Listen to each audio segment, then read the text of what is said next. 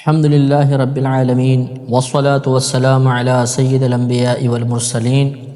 اما بعد فاعوذ باللہ من الشیطان الرجیم بسم اللہ الرحمن الرحیم۔ اب اگلی جو آیات ہیں، اس سے پہلے کہ ان آیات کو بیان کیا جائے، ایک تھوڑا سا اجمالی اس کے بارے میں کلام ضروری ہے کہ اب جو آگے 13 آیات ذکر کی جائیں گے،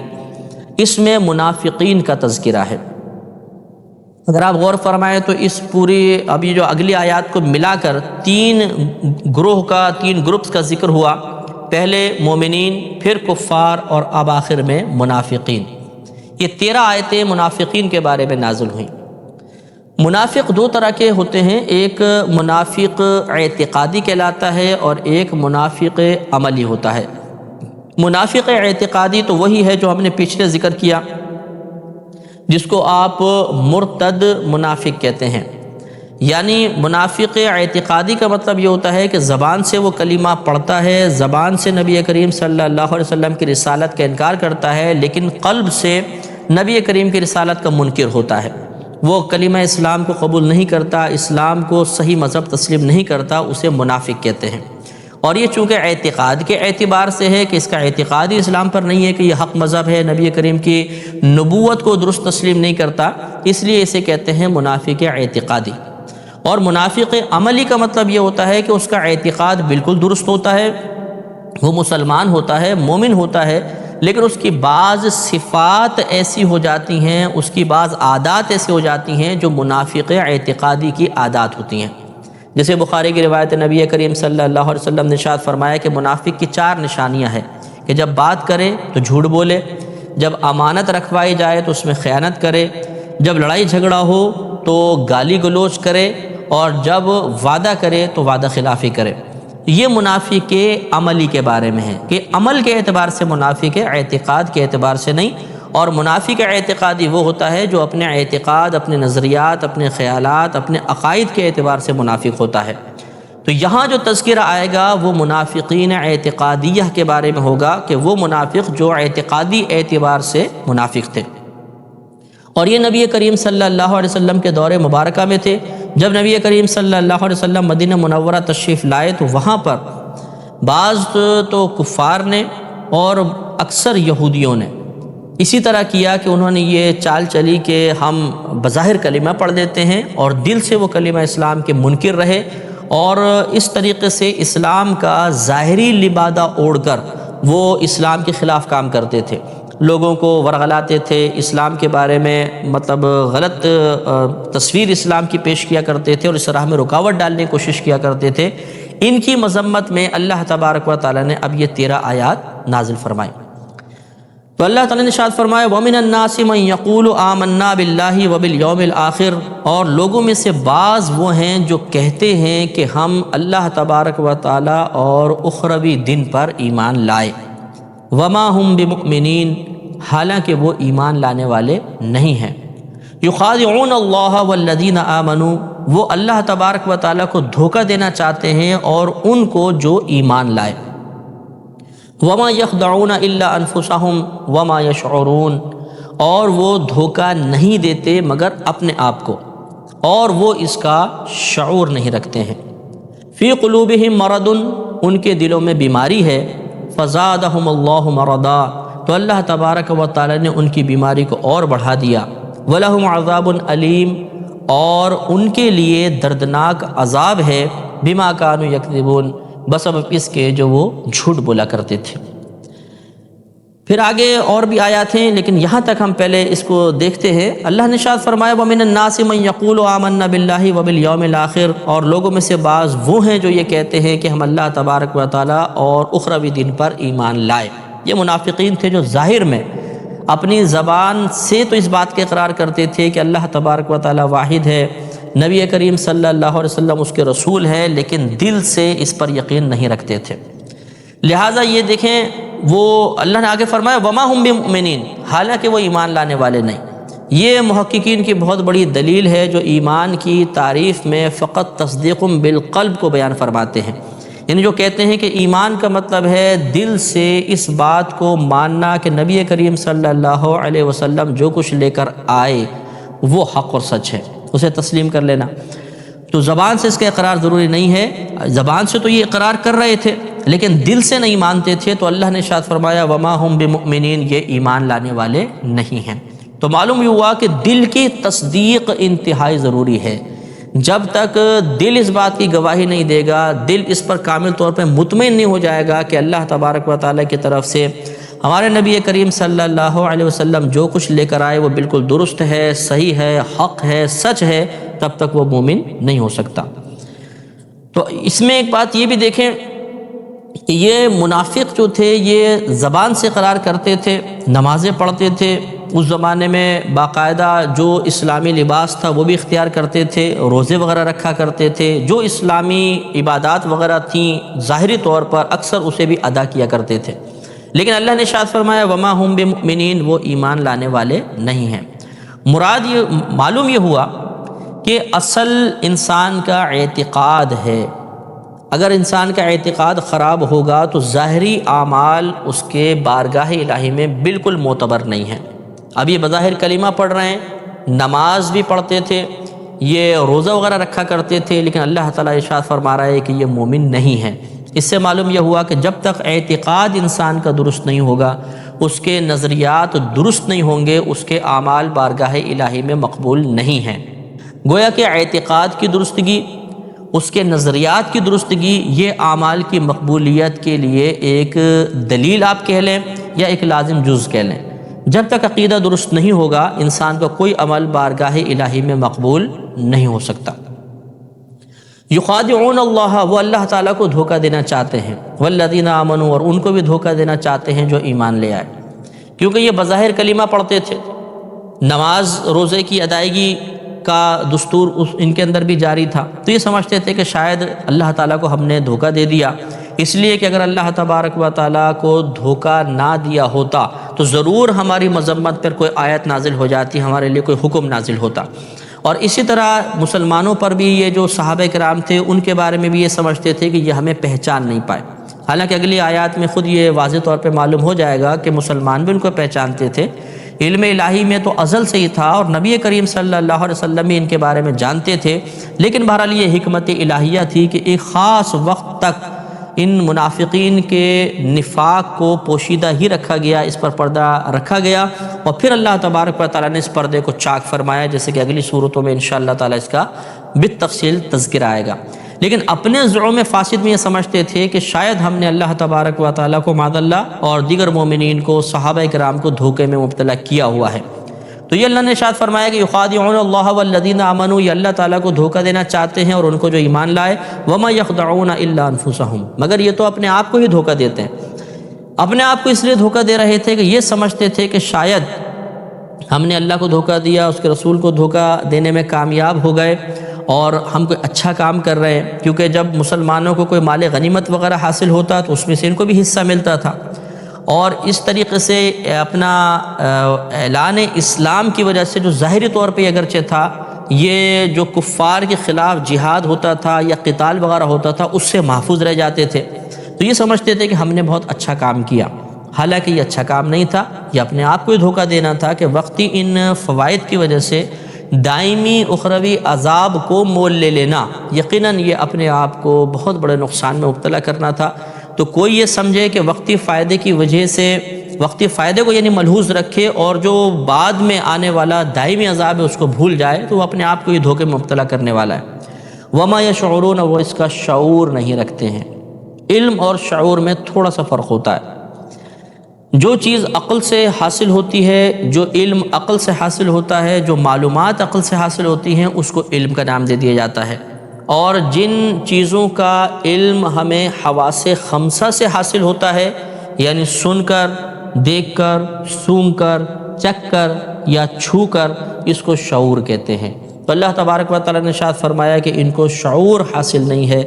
ان کو اگر شعور حاصل ہوتا تو کبھی بھی ایسا نہ کرتے۔ فی قلوبہم مرض، ان کے دلوں میں بیماری ہے، تو ان کے دلوں میں نفاق کی بیماری موجود تھی، جس نفاق کی بیماری نے ان کو دھوکے میں مبتلا کیا اور یہ اپنے آخرت کو برباد کر بیٹھے۔ فزادہم اللہ مرضا، تو اللہ تبارک و تعالیٰ نے ان کی بیماری کو اور بڑھا دیا، یعنی اور بڑھانے سے مطلب یہ ہے کہ جب ہدایت کے تمام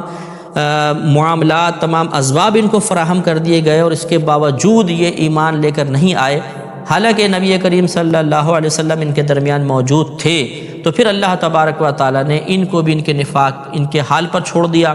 انہیں نفس و شیطان کے حوالے کر دیا، تو ان کا نفاق اور مضبوط ہو گیا۔ اس کو اللہ تعالیٰ نے اس طرح منسوخ فرمایا کہ اللہ نے ان کی بیماری کو اور بڑھا دیا۔ وَلَهُمْ عَذَابٌ عَلِيمٌ، اور ان کے لیے دردناک عذاب ہے، بِمَا كَانُوا يَكْذِبُونَ، اس سبب سے کہ یہ جھوٹ بولا کرتے تھے۔ جھوٹ ان کا یہی تھا کہ یہ کہتے تھے کہ ہم اللہ تبارک و تعالیٰ اور اس کے رسول پر ایمان لائے، حالانکہ یہ ایمان لانے والے نہیں تھے۔ اس جھوٹ کی وجہ سے ان کے لیے آخرت میں دردناک عذاب ہوگا۔ اس سے یہ معلوم ہوا کہ اگر کسی کا عقیدہ خراب ہو، اعمال چاہے اس کے کتنے اچھے کیوں نہ ہوں، تو وہ اخروی عذاب میں مبتلا ہو سکتا ہے۔ لہٰذا سب سے پہلے ہمیں اپنے عقیدے کو درست کرنے کی کوشش کرنی چاہیے۔ عقیدہ درست ہوگا تو انشاءاللہ تبارک و تعالی اعمال کی تھوڑی بہت کمی نظر انداز ہو سکتی ہے، لیکن عقیدہ اگر خراب ہو تو اعمال کی کتنی بھی کثرت ہو، یہ ہمیں اللہ تبارک و تعالی کی بارگاہ سے کبھی بھی نجات نہیں دلوا سکتی۔ آگے ارشاد ہوا وَإِذَا قِيلَ لَهُمْ لَا تُفْسِدُوا فِي الْأَرْضِ، اور جب انہیں کہا جائے کہ تم زمین میں فساد نہیں کرو، قالوا، تو وہ کہتے ہیں انما نحن مصلحون، کہ ہم تو صرف اصلاح کرنے والے ہیں، الا انہم هم المفسدون، خبردار بے شک وہی فساد کرنے والے ہیں، ولکن لا یشعرون، اور لیکن یہ شعور نہیں رکھتے ہیں۔ یہ کہنے والے صحابہ کرام تھے۔ صحابہ کرام ان کو سمجھایا کرتے تھے کہ تم زمین میں فساد نہ کرو۔ ان کا فساد یہی تھا کہ یہ نفاق اختیار کیے ہوئے تھے، جس کی علامات یہ ظاہر ہوتی تھی کہ یہ اسلام کی در پردہ کاٹ کرتے تھے۔ اگر کوئی اسلام قبول کرنے کی نیت سے آتا تو اس کو ورغلانے کی کوشش کرتے تھے، اگر مسلمانوں کو کوئی مصیبت پہنچتی تو اس کو بڑھا چڑھا کر پیش کیا جاتا تھا کہ دیکھو اسلام قبول کرو گے تو ان آفات میں گرفتار ہو جاؤ گے۔ تو یہ ان کا فساد تھا زمین پہ۔ جب ان کو سمجھایا جاتا ہے کہ تم اس قسم کا فساد نہ کرو، تو یہ کہتے تھے کہ انما نحن مصلحون، ہم تو فقط اصلاح کرنے والے ہیں۔ تو فساد کو اصلاح کا نام کیوں دیتے تھے؟ اس لیے کہ اللہ تبارک و تعالیٰ نے ان کی عقول کو سلب فرما لیا تھا۔ یہ سمجھتے تھے کہ ہم اچھا کام کر رہے ہیں، کیونکہ یہ پیچھے خود آیا کہ یہ دھوکے میں مبتلا تھے۔ یہ سمجھتے تھے اچھا کام کر رہے ہیں تو ہم ایک اصلاح کا کام کر رہے ہیں، تو یہ اپنے آپ کو مصلح کہا کرتے تھے۔ لہذا معلوم یہ ہوا کہ بعض اوقات انسان اپنے آپ کو مصلح سمجھتا ہے، اصلاح کرنے والا سمجھتا ہے، لیکن اپنی کم علمی، کم فہمی کی بنا پر وہ فساد، حقیقتاً فساد پھیلانے والا ہوتا ہے۔ اس لیے اصلاح والے کو بھی ذرا یہ غور کر لینا چاہیے کہ میں صحیح اصلاح کر رہا ہوں کہ نہیں کر رہا ہوں۔ لہذا اللہ نے ارشاد فرمایا الا انہم هم المفسدون، خبردار بے شک یہ ہی فساد کرنے والے ہیں، یہ اصلاح کرنے والے نہیں ہیں۔ یہ جو مسلمانوں کے خلاف کام کر رہے ہیں، مسلمانوں کے اندر انتشار اور افتراق پیدا کرنے کی کوشش کر رہے ہیں، مسلمانوں کے اتفاق کو توڑنے کی کوشش کرتے ہیں، دوسروں کو اسلام کے قریب آنے سے روکتے ہیں، یہ اصلاح نہیں ہے بلکہ یہ فساد ہے۔ ولکن لا یشعرون، لیکن یہ اس کا شعور نہیں رکھتے ہیں، یعنی ان کے پاس اتنی عقل نہیں ہے، اتنا ان کے پاس قوت فہم نہیں ہے کہ یہ سمجھ سکیں کہ یہ غلط کام کر رہے ہیں، اچھا کام نہیں کر رہے ہیں۔ وَإِذَا قِيلَ لَهُمْ، اور جب انہیں کہا جائے آمنو، تم ایمان لاؤ، کما آمن الناس، جیسے ایمان لائے لوگ، دیگر لوگ، اس سے مراد صحابہ کرام ہیں، تو قالوا، وہ کہتے ہیں انؤمن کما آمن السفہاء، کیا ہم اس طرح ایمان لے کر آئیں جیسے بے وقوف لوگ ایمان لے کر آئے؟ الا انہم هم السفہاء، خبردار بے شک یہ ہی بے وقوف ہیں، ولکن لا یعلمون، اور لیکن یہ علم نہیں رکھتے ہیں۔ یہاں پر بھی کہنے والے صحابہ کرام تھے، وہ انہیں سمجھایا کرتے تھے کہ تم اسی طرح ایمان لے کر آؤ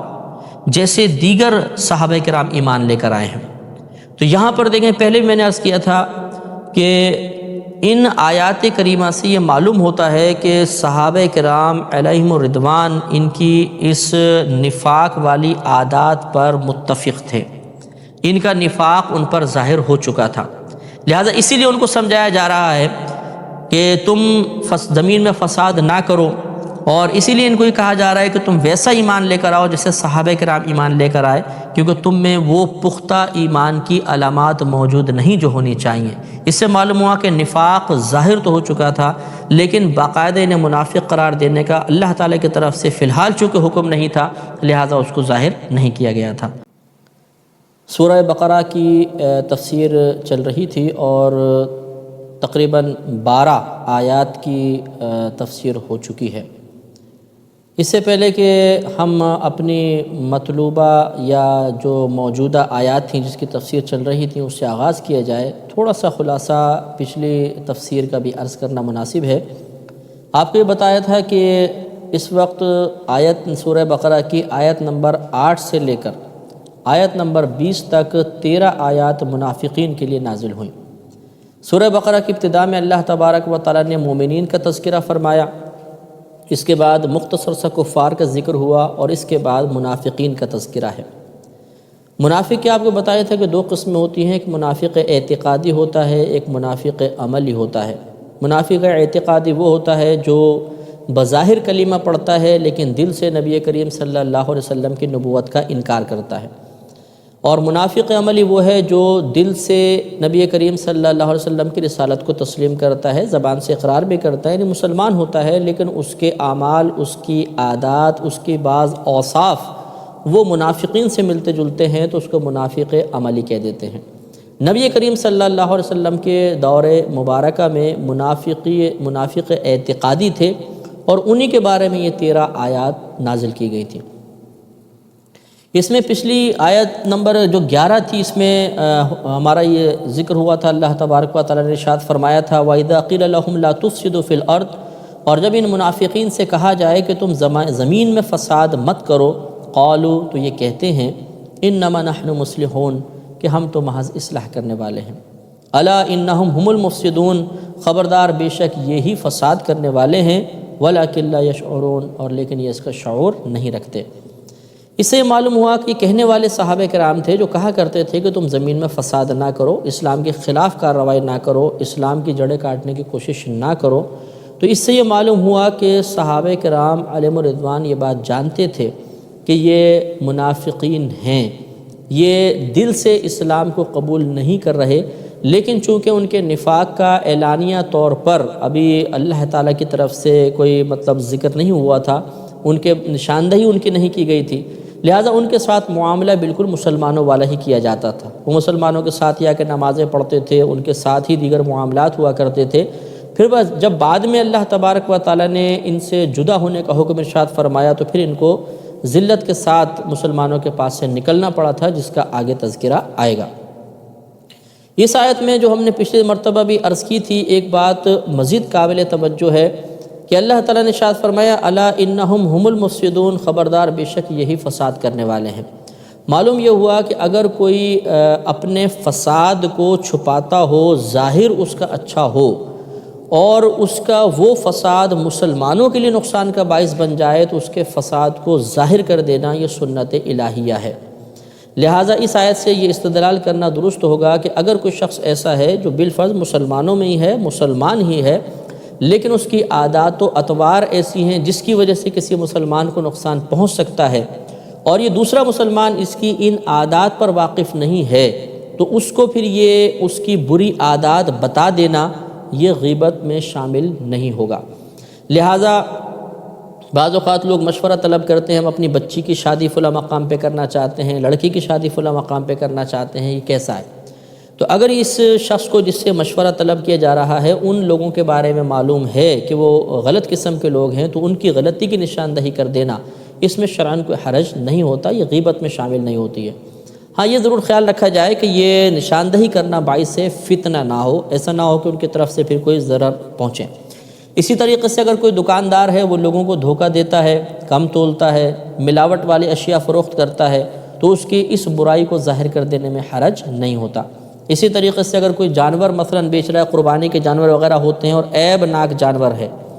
اور قریب سے گزرنے والا دوسرا مسلمان دیکھ رہا ہے کہ یہ عیب ناک جانور گاہک کو دے رہا ہے، گاہک اس پر مطلع نہیں ہے، تو اس کے عیب کو ظاہر کر دینے میں شرعاً کوئی حرج نہیں ہوتا ہے۔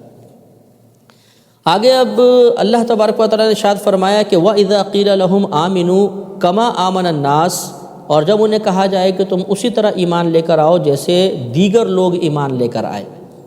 بات سمجھانے والے ان کو سمجھاتے تھے کہ جس طرح صحابہ کرام ایمان لے کر آئے ہیں، ان کا پختہ ایمان ہے، وہ اسلام پر کامل ایمان رکھتے ہیں، اسلام کی تقویت کے لیے کام کرتے ہیں، تم بھی اسی طریقے سے کامل ایمان لے کر آؤ۔ تو وہ جواب میں کہا کرتے تھے قَالُوا أَنُؤْمِنُ كَمَا آمَنَ السُّفَهَاءُ، تو وہ کہتے تھے کہ کیا ہم ان کی طرح ایمان لے کر آئیں جیسے بے وقوف لوگ ایمان لائے؟ الا انہم هم السفہاء، خبردار بے شک یہی بے وقوف ہیں، ولکن لا یعلمون، اور لیکن یہ علم نہیں رکھتے ہیں۔ گویا کہ وہ صحابہ کرام علیہم الرضوان کو معاذ اللہ بے وقوف تسلیم کیا کرتے تھے۔ اس سے یہ معلوم ہوا کہ اپنے اکابرین کے کسی بھی عمل کو تحقیر کی نیت سے دیکھنا، انہیں معاذ اللہ اس عمل کی وجہ سے بے وقوف گمان کرنا اور اس کا اظہار کرنا، یہ منافقین کا طریقہ ہے۔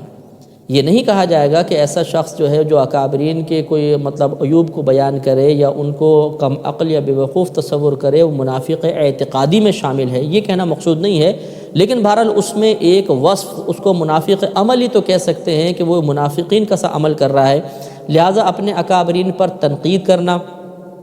بزرگان دین کے عیوب و نقائص کو، حالانکہ عیوب و نقائص نہیں ہیں لیکن ان کو عیوب و نقائص سمجھ کر ان کو باقاعدہ بیان کرنا، یہ مناسب نہیں ہوتا۔ اس میں ایک بات یہ بھی پتہ چلی کہ کسی اور کے ایمان کو معیار بنانا بھی درست ہے۔ اس لیے دیکھیں انہوں نے کہا کہ تم ایمان لاؤ جیسے دیگر لوگ ایمان لے کر آئے، تو صحابہ کرام کا ایمان ایک دوسرے مسلمان کے لیے جو صحابی نہیں ہے ایک معیار کی حیثیت رکھتا ہے۔ لہٰذا ہمیں چاہیے کہ اپنے ایمان کی قوت اور ضعف کو اگر آزمانا ہو تو صحابہ کرام کے ایمان کو ملحوظ رکھیں، ان کے ایمان کی علامات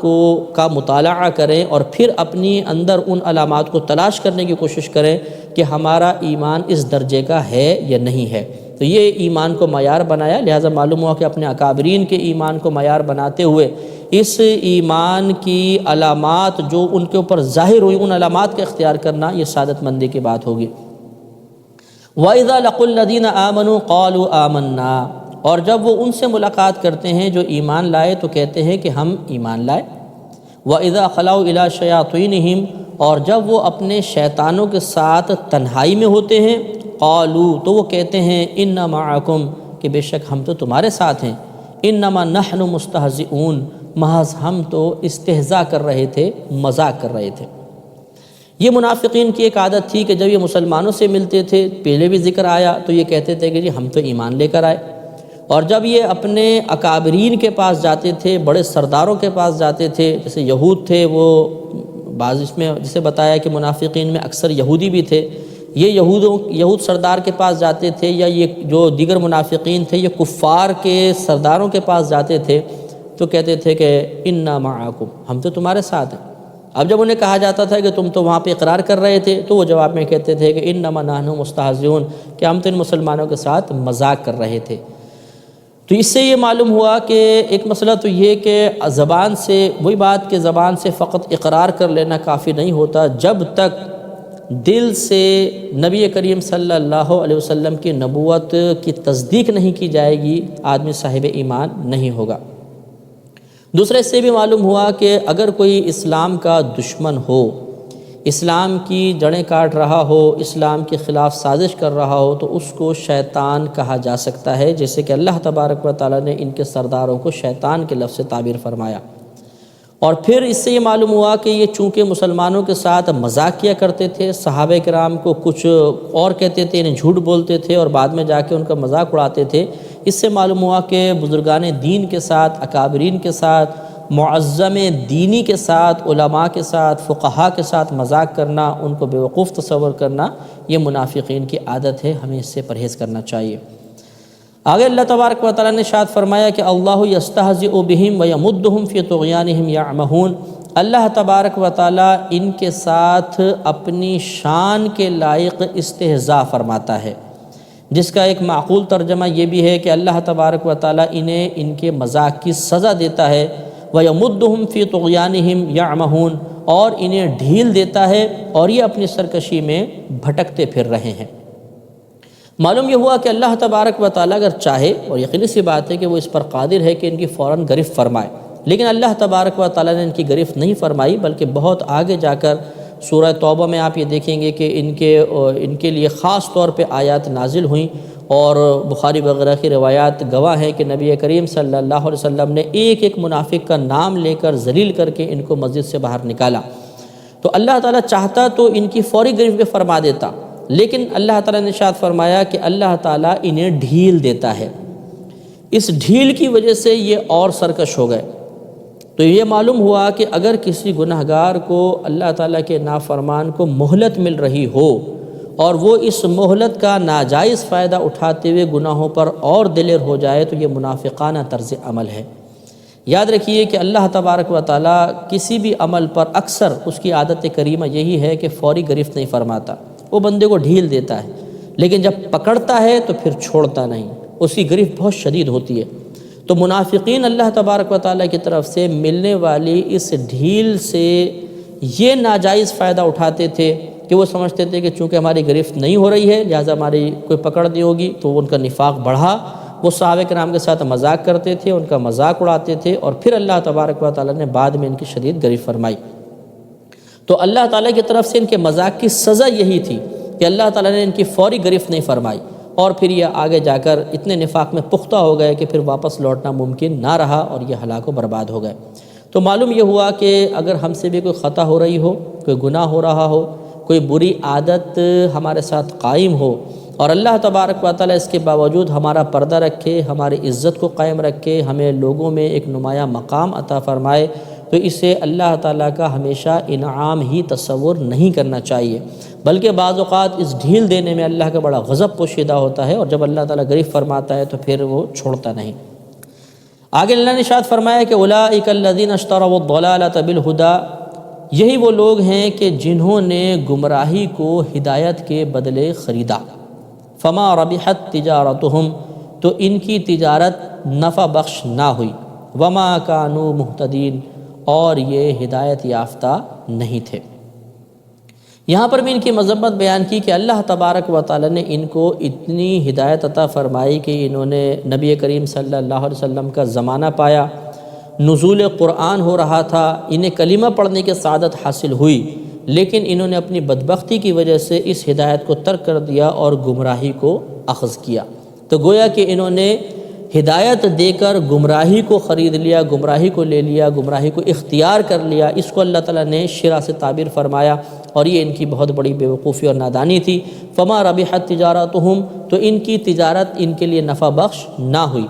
کیونکہ دنیا میں اگر تھوڑا سا نفع ان کو مل بھی گیا اس طریقے سے کہ مسلمانوں کی طرف سے قتل وغیرہ سے، قتال سے، جہاد سے محفوظ ہو گئے، کوئی مال غنیمت وغیرہ مسلمانوں کو حاصل ہو رہا تھا تو باقاعدہ ان کو بھی حصہ دیا جاتا تھا، لیکن یہ تجارت اس لیے نفع بخش نہ ہوئی کہ جب بروز قیامت یہ بارگاہ الہی میں حاضر ہوں گے،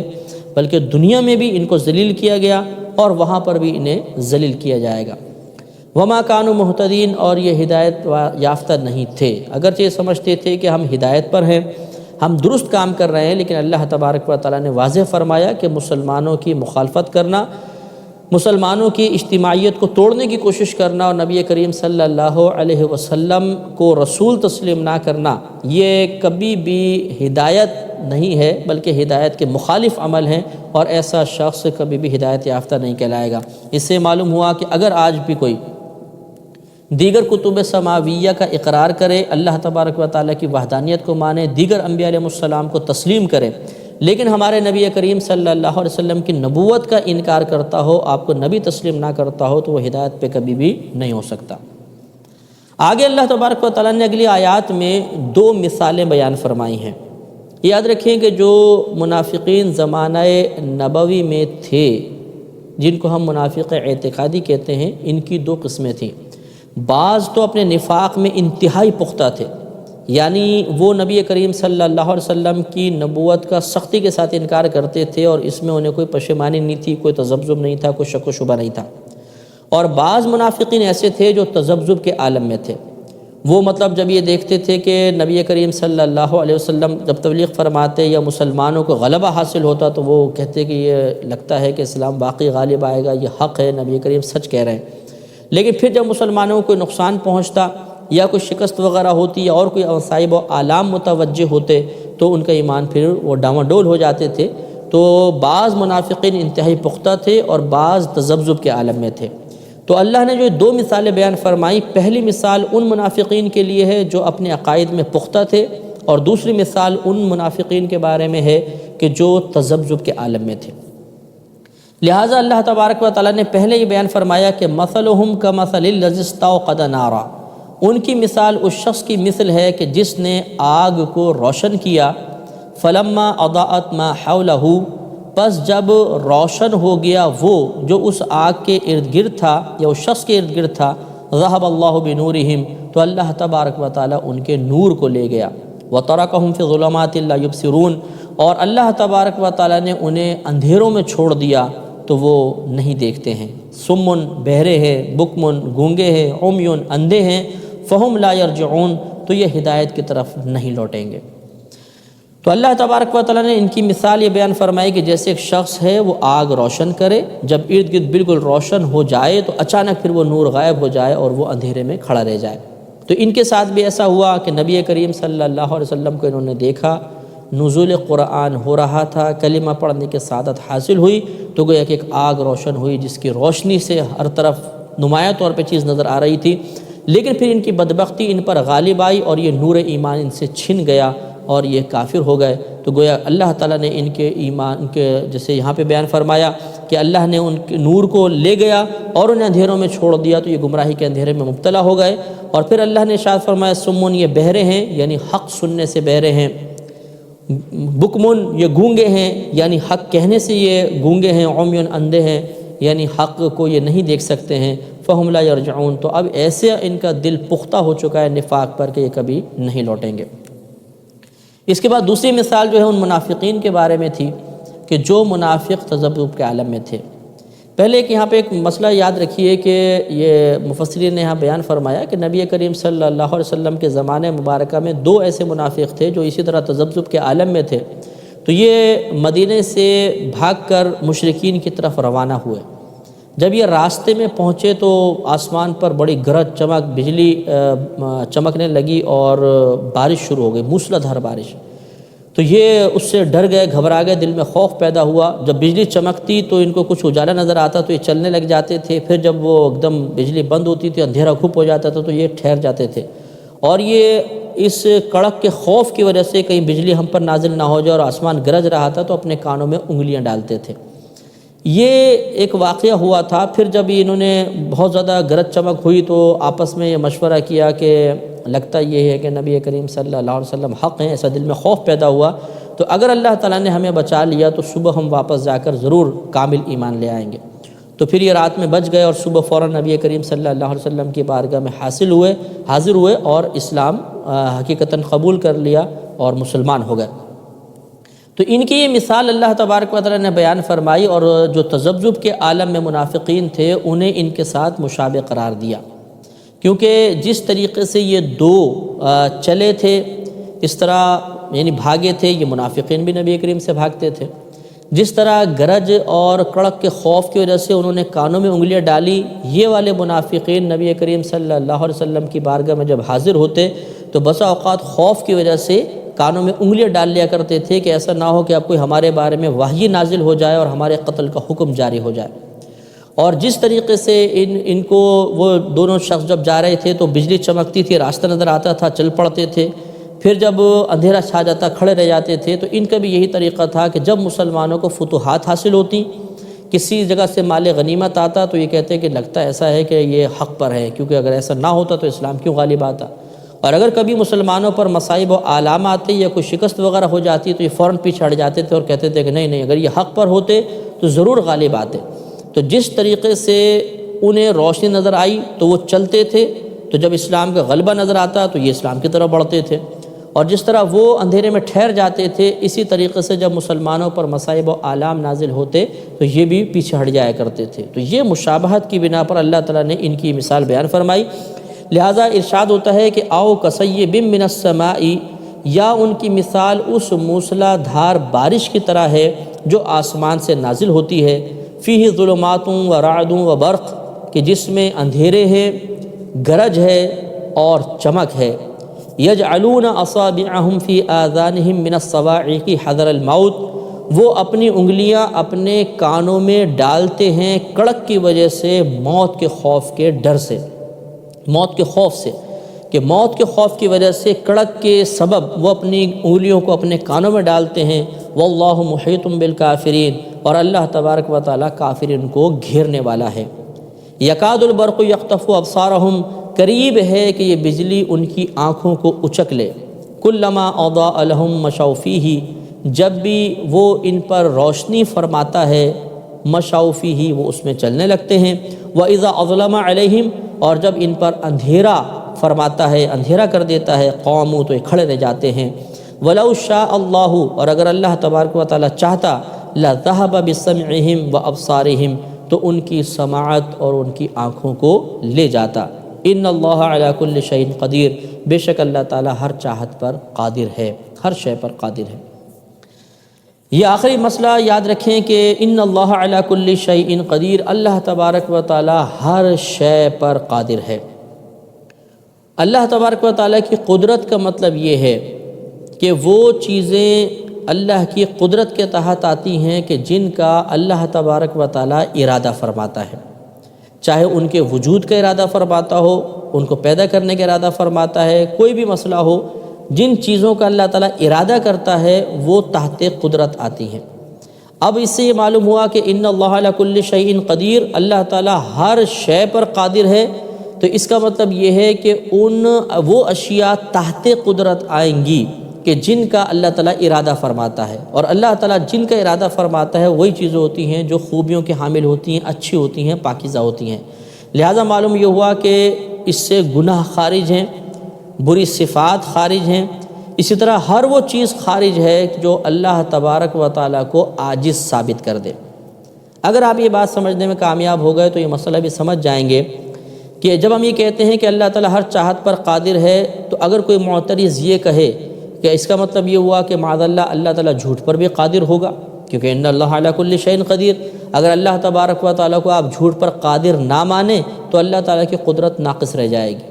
تو یہ اس کے ذہن میں خیال اسی لیے پیدا ہوگا کہ اس نے قدرت کا صحیح معنی ہی نہیں سمجھا۔ قدرت کے تحت تو وہ شے آتی ہے جس کا اللہ تعالیٰ ارادہ فرماتا ہے، اور اللہ تعالیٰ ہمیشہ اچھی اشیاء کا ارادہ فرماتا ہے، لہٰذا اللہ تعالیٰ جھوٹ کا ارادہ ہی نہیں فرماتا، تو وہ تحت قدرت بھی نہیں ہے۔ اب جب یہ تحت قدرت نہیں آیا تو اللہ تعالیٰ کی قدرت کا ناقص ہونا لازم نہیں آئے گا۔ اسی طرح یہ اعتراض بھی ختم ہو جائے گا کہ کیا اللہ تبارک و تعالیٰ اتنا بڑا پتھر بنا سکتا ہے جسے وہ خود نہ اٹھا سکے؟ اگر کوئی کہے کہ ہاں بنا سکتا ہے تو اس سے اللہ تعالیٰ کا عاجز ہونا لازم آئے گا کہ اتنا بڑا پتھر پیدا ہو گیا کہ اللہ تعالیٰ خود نہیں اٹھا سکتا۔ اور اگر یہ کہا جائے کہ نہیں اللہ تعالیٰ نہیں بنا سکتا تو معاذ اللہ عجز کی نسبت، نقص کی نسبت اس کی طرف آئی کہ دیکھیں وہ پتھر بنانے پر ہی قادر نہیں ہے۔ تو یہ اعتراض یا یہ سوال اس وقت بیدار ہوگا جب ہمیں قدرت کا صحیح مفہوم نہیں معلوم ہوگا۔ تو قدرت کے تحت تو وہ چیزیں آتی ہیں کہ جن کا اللہ تعالیٰ ارادہ فرماتا ہے، تو اللہ تعالیٰ ایسے امور کا ارادہ فرماتا ہی نہیں ہے جو تحت قدرت نہ آئے۔ لہذا ایسے کام کہ جو اللہ تعالیٰ کے عجز کو ثابت کریں، جیسے مثال کے طور پہ ایک دوسرا خدا بنا لینا، تو اللہ تعالیٰ اس کے ارادہ نہیں فرمائے گا۔ جب ارادہ نہیں فرمائے گا تو یہ ایک ایسا امر ہوا جو تحت قدرت نہیں ہے۔ جب یہ تحت قدرت نہیں ہے تو پھر اس آیت کے تحت بھی نہیں آئے گا۔ لہٰذا اگر اللہ تبارک و تعالیٰ یقیناً دوسرا خدا پیدا نہیں کرے گا،